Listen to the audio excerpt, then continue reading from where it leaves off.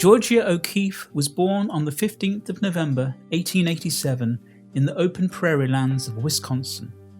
Her life as an artist would take her from the flatlands of the American Midwest to the humming skyscrapers of New York and eventually, remarkably, to the extreme solitude of the New Mexico desert, where baking heat and blistering winds could reduce life to its bare bones.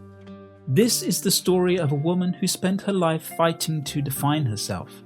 O'Keeffe knew that to succeed, she had to find her own way of seeing and depicting the world.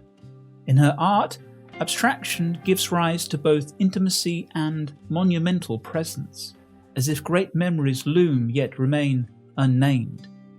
O'Keeffe rejected any labels on her and refused to be filed away as a cubist or a surrealist. She also resisted being boxed in as a woman artist, insisting her work should be judged on its merits alone. She was an artist who held her ground and strove to become a modern painter alongside her male counterparts. She once said, "I've been absolutely terrified every moment of my life, and I've never let it keep me from a single thing that I wanted to do." Her response was to adopt an absolute, unwavering determination, and in doing so become one of the most original painters America has ever produced. How did she get there? The O'Keeffe family was large and prosperous, rooted in the land. Georgia was the second of 7 children. Her father was of Irish descent, and her mother was the daughter of a Hungarian count. Her mother, Ida Toto O'Keeffe, was a woman of quiet but firm ambitions for her daughters, and she saw to it that all the girls in the family received drawing lessons from a local watercolorist. For Georgia, the lessons began when she was around 10 years old. From the start, something separated her from the others. She was later to recall spending long hours simply observing the things around her. The way the light changed across the open fields, the shape of a barn roof against the sky, the particular texture of a thistle, a stone, a stem. "I found I could say things with colour and shapes," she would later write, "that I couldn't say in any other way, things I had no words for." In 1902, the family moved to Williamsburg, Virginia, and Georgia continued her schooling at the Chatham Episcopal Institute, where her art teacher singled her out as exceptional, even granting her a private corner of the studio to work in. During these long years, O'Keeffe was already developing the habit of solitude and independent focus that would define her long working life. In 1905, at the age of 17, she enrolled at the School of the Art Institute of Chicago, and then 2 years later, after a bout of typhoid fever that forced her to return home to convalesce, at the Art Students League in New York. There she studied under William Merritt Chase, a virtuoso of the traditional academic style, as well as a proponent of Impressionism. He rewarded technical accomplishment and polish. O'Keeffe excelled, winning the Chase Award for Still Life in 1908 for her painting of a dead rabbit and a copper pot. But she was privately troubled. She felt she could never distinguish herself within the realism tradition.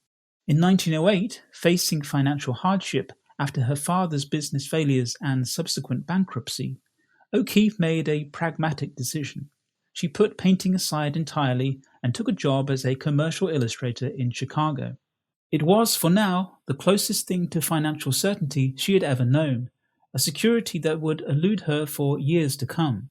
By 1910, a bout of the measles forced her to leave Chicago and return to her family, who had since relocated to Virginia. There she helped care for her mother, Ida, who was battling tuberculosis. Disillusioned with art, O'Keeffe felt she had nothing of consequence to offer the art world. For nearly 4 years, she did not pursue her own art at all.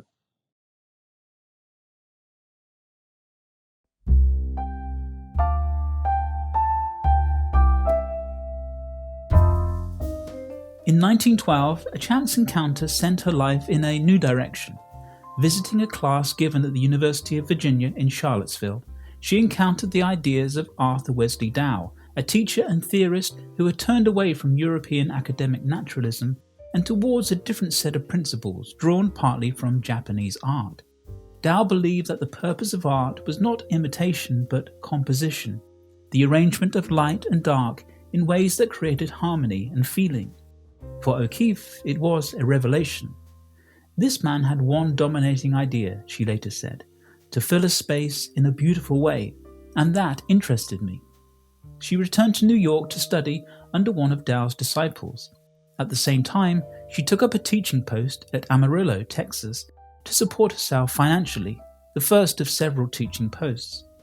Texas overwhelmed her in the best possible way. The landscape was unlike anything she had encountered before, not beautiful in a conventional sense, but powerful in its extreme and empty space.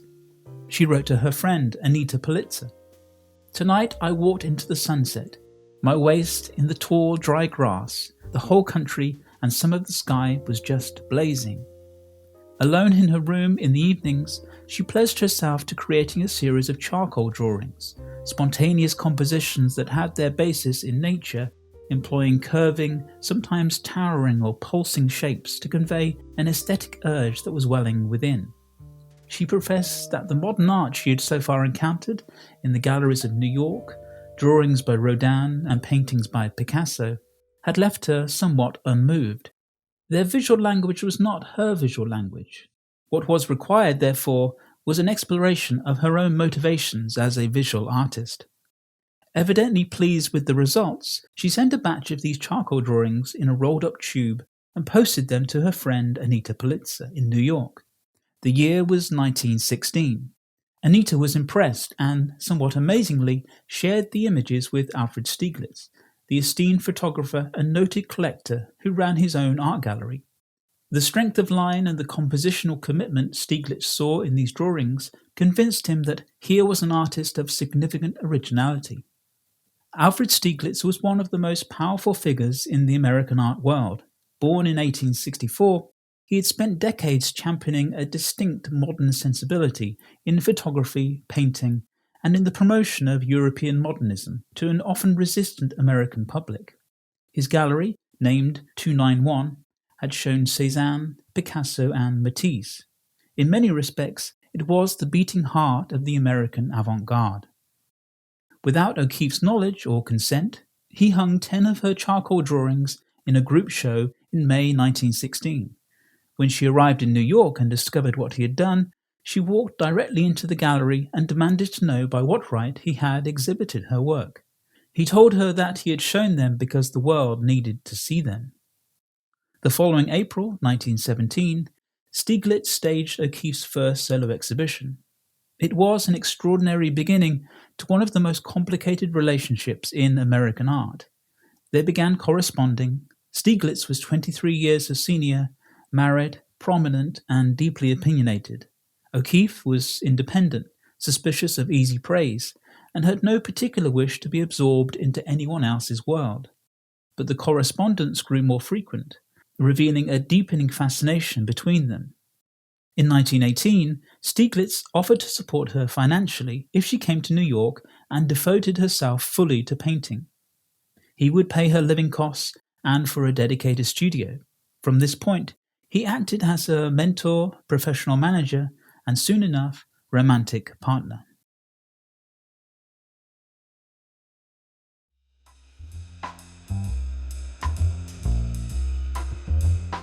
From around 1917 onwards, O'Keeffe entered a wildly productive era, and many of her most outstanding paintings were made during this time. Colour entered her work boldly, and she often used watercolour to produce exuberant abstract compositions as well as nude studies. One inspiration came from the Russian painter Vasily Kandinsky and his text concerning the spiritual in art. In this book, Kandinsky expounded his ideas on the vibrations of painted colour and how colour combinations, like musical scores, could resonate within the viewer. For O'Keeffe, the relationship between music and painting became enticing. As for Stieglitz, he continued to promote O'Keeffe's art with vigour, mounting a solo exhibition nearly every single year and significantly raising the value of her artwork in the process. Yet, the manner of his approach may raise eyebrows today. He deliberately positioned O'Keeffe as a feminine artist, whose art was inescapably bound up with her body and self-perception. He also began to take photos of her which conflated her body with self-expression, designed to operate in unison with her paintings. He also authorized articles written about her that tended towards a psychoanalytical reading, often tinged with innuendo, with one critic claiming, "Her art is gloriously female, revealing something the man has always wanted to know." In the late 1910s and 1920s, O'Keeffe began producing the works that would make her famous. The large flower paintings filled entire canvases with close-up views of flower parts, so that the viewer was drawn directly inside the form, into its folds and depths and gradations of colour. These detailed observations give the most fragile of natural forms a monumental presence, tending towards a virtuoso form of abstraction, yet with still something reminiscent in their appearance. The art world, largely male, insisted on reading them as coded representations of the female body. O'Keeffe denied the interpretation all her life, and with reason.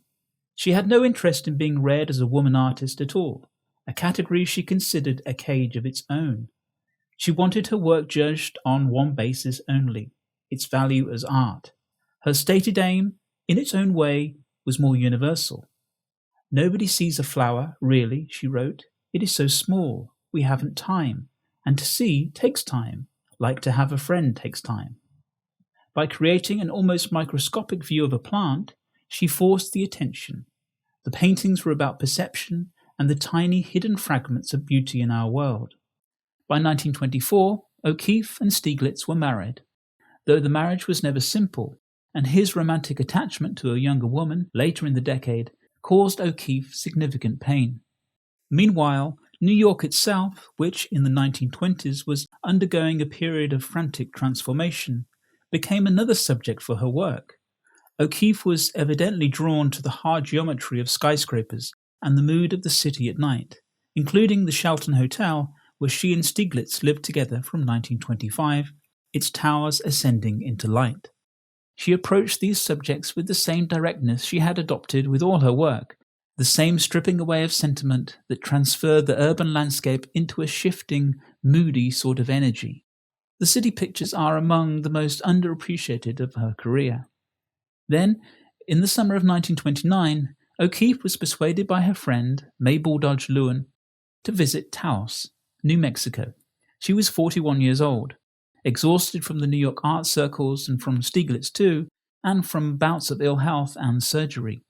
It was, in its way, an emancipation, at least for a time, from a marriage that had grown suffocating and from a public image she had never fully consented to. She arrived in the American Southwest and felt immediately enthralled by the expansive rural environment.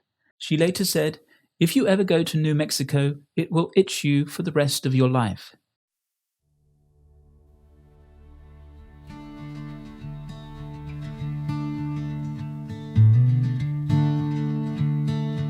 The landscape of New Mexico was unlike anything she had so far encountered, and she adapted her colour palette to match. She learned to drive and bought a Ford car, driving across the region as far as Arizona, Colorado, and Utah. The colours of the earth, red ochre, pale yellow, dusty rose, changed through the day as the light shifted. The sky was enormous. There was space here for the kind of absolute looking and contemplation that rejuvenated her art. She returned the following summer and the summer after that, entirely outside of Stieglitz's orbit. For a married woman in the 1930s, to claim that kind of independence, season after season, was almost unheard of. A painting like Black Mesa Landscape reveals O'Keeffe's eye for form and detail. The painting takes great care to delineate the ribbon-like contours and ridges of the mountains, as if the importance of recording the landscape lay in remembering its clarity and severity. Her interest in the topography seems especially focused on the manner in which the flat-topped mountains, known as mesas, could be isolated within the canvas frame to emphasize a sense of layering, with each mountain superimposed on top of the next. Meanwhile, Stieglitz's Manhattan Gallery continued to show exhibitions of her most recent works, steadily building her reputation as an avant-garde artist of note. Back in New Mexico, O'Keeffe explored the hills around Ghost Ranch, north of Abiquiu, where the rock formations rose in astonishing colours and shapes from the desert floor, forms that seemed prehistoric, as if the world itself had been laid bare. She also spent time at the ranch where the English writer D.H. Lawrence had visited in 1922. For Lawrence, New Mexico had awoken a new part in his soul. So, the old world gave way to a new, he wrote. O'Keeffe painted the pine tree outside of Lawrence's cabin, looking up the column of the trunk to a bright, star-filled sky. O'Keeffe was an artist who responded to her environment with a sharp curiosity.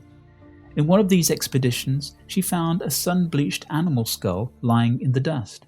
She brought it back to the house and set it on a table and painted it.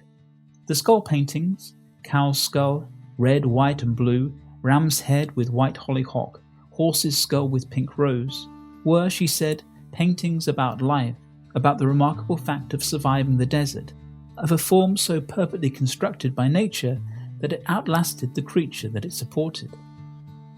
She painted the skulls floating against skies of impossible colour, against the whites and pinks of the New Mexico desert, in the same spirit of pure attention that had driven her flower paintings from the decade before. New York reviewers were perplexed, but the paintings sold and O'Keeffe's reputation grew steadily through the 1930s. She became, gradually, one of America's most recognized living artists.